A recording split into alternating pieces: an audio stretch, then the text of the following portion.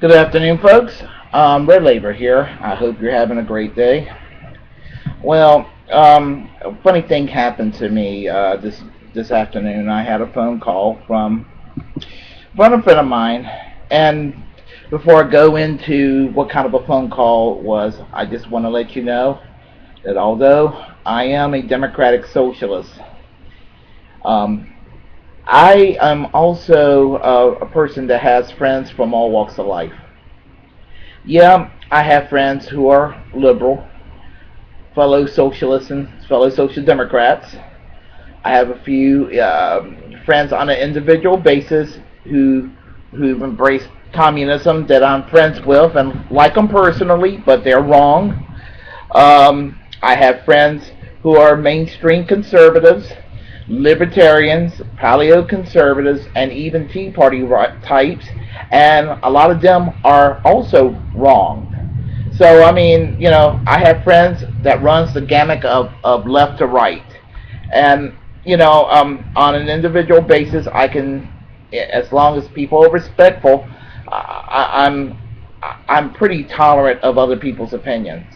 Um, just don't try to get uncivil with me. Is pretty much all anyone can ask. Well, I have a conservative friend, elderly friend, older person, who is a I won't mention the name, but it's a garden variety Republican. Watches Fox News, thinks that that Sean Hannity's just grand, you know, just kind of follow the Republican Party hackery songbook. I mean, just plays off of it and echoes nothing but Republican Party, neoconservative, socially conservative, Tea Party rhetoric. Um, this person's not a bad person. He's just just the way he is. And he called, and he called today. He was really excited about Paul Ryan, and he was demanding that I go and vote for Mitt Romney and Paul Ryan. I said no. And he started going off on this irrational rant about how evil Barack Obama is, and he's just a terrible person. He's apologizing to the enemies, and he's just a he's ultra leftist, and he's a socialist. He's a communist. He's trying to destroy the economy on purpose. This sort of thing. And no, this person is not a birther. I mean, he's not. This person is not racist. He's not a birther. I mean, in some ways, he can be very middle of the road, but in spite of his conservative leanings. But he got into an irrational rant about President Obama, and accused me of being a secret Obama supporter, which comes to this point. Many of my moderate to liberal friends, including many overtly radical leftists, think that I'm too harsh in my criticism against Barack Obama on a day-to-day basis. Yet, a considerable number of my mainstream conservative friends,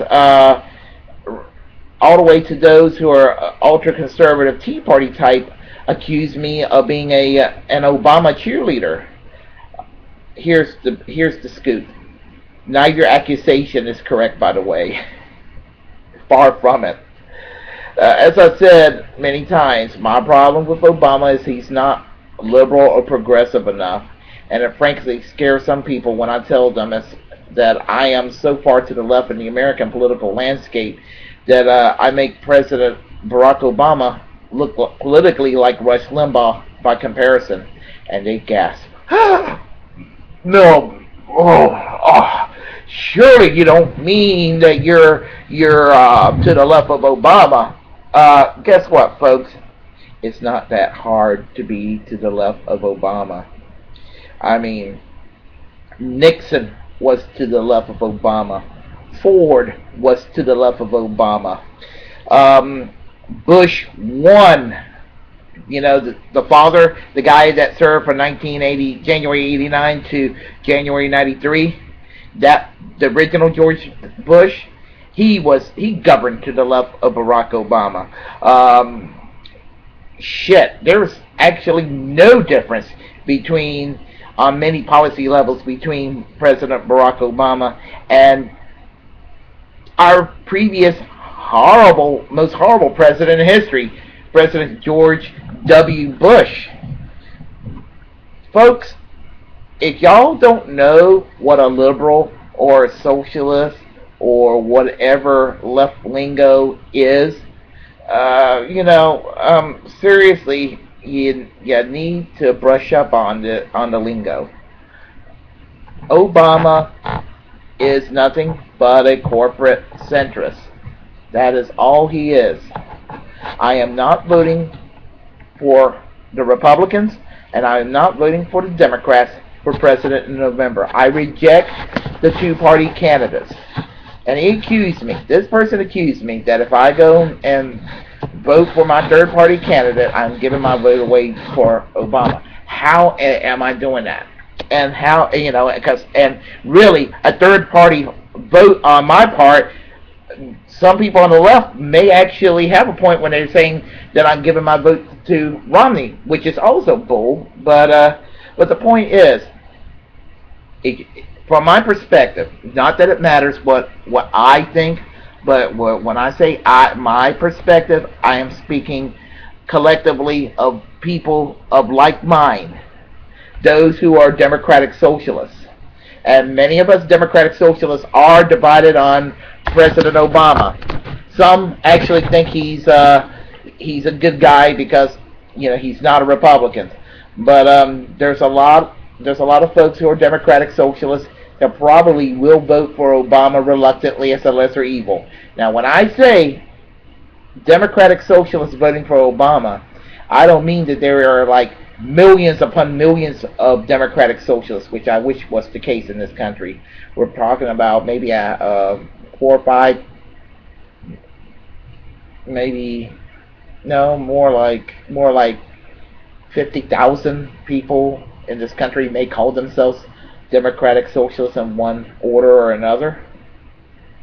So that's hardly that's a pea in a bucket, folks. And there are democratic socialists like myself that knows a sellout when they see one. My first choice for president in November is Stuart Alexander of the Socialist Party USA. I don't know if he's on the ballot yet as an established write-in, but if he is not, then my vote will be for Jill Stein of the Green Party, who is an established write-in vote set up for November. But folks, we need to be civil and with each other, and we need to realize that we are a nation that has different political ideologies and political differences, like any society. And there's so much intolerance out there, and I'm so sick and tired of bullying by people on both sides of the spectrum that if you don't follow a certain belief or a certain way, you're cascaded, you're tossed aside as the enemy. That's bullshit, and it's unhealthy. It's really unhealthy. And I used to be that way to an extent. No, that was never politically correct, but and I am partisan in my own way. I mean, not so much partisan because there's not a political party that speaks on my behalf in the United States, but I admit that I am probably fairly sectarian and rigid in my social democratic ideology. But the point I'm making is, we have differences of opinions and everything, and I go by the old Eugene Debs adage: I'd rather vote for what I want and not get it than to vote for what I don't want and get it. And I think those are good words, and Eugene Debs was relevant when he said it then. And although the man's been gone since 1926, and may God bless his soul and rest in peace, Eugene Debs is I would say Eugene Debs would be correct, even in today's America, when saying that. So anyway, comment and take care, folks.